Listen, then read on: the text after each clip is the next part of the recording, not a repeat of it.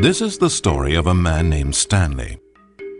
Stanley worked for a company in a big building where he was employee number 427. Employee number 427's job was simple. He sat at his desk in room 427 and he pushed buttons on a keyboard. Orders came to him through a monitor next to his desk, telling him what buttons to push, how long to push them, and in what order.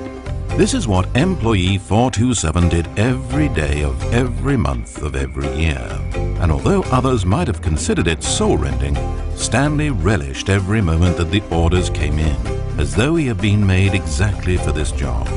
And Stanley was happy. And then one day something very peculiar happened. Something that would forever change Stanley. Something he would never quite forget. He had been at his desk for nearly an hour when he realized that not one single order had arrived on a monitor for him to follow. No one had showed up to give him instructions, call a meeting, or even say hi. Never in all his years at the company had this happened, this complete isolation. Something was very clearly wrong. Shocked, frozen solid, Stanley found himself unable to move for the longest time. But as he came to his wits and regained his senses, he got up from his desk and walked out into the hallway. Stanley decided to go to the staff lounge to check on his co-workers. He never functioned well by himself and constantly needed support and guidance from others, so the thought of total solitude was terrifying to him. When Stanley came to a set of 2 open doors, he entered the door on his left. Why did doors close automatically behind him wherever he went? And for that matter, these rooms were starting to look pretty familiar.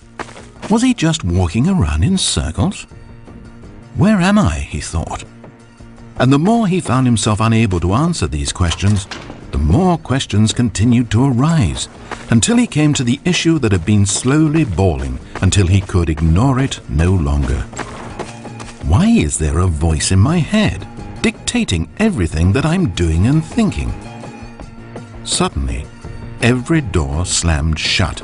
"No!" Stanley screamed. "I need to get out of here. I need to know that there's something out there. I need to know it's not just all in my head."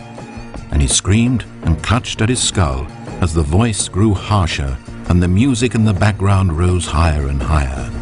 And then, moments before collapsing to the ground, Stanley clenched his fists and screamed to anyone who might be listening, "I'm not real! I'm not real! Don't believe any of it! None of it's real!" And then everything went black.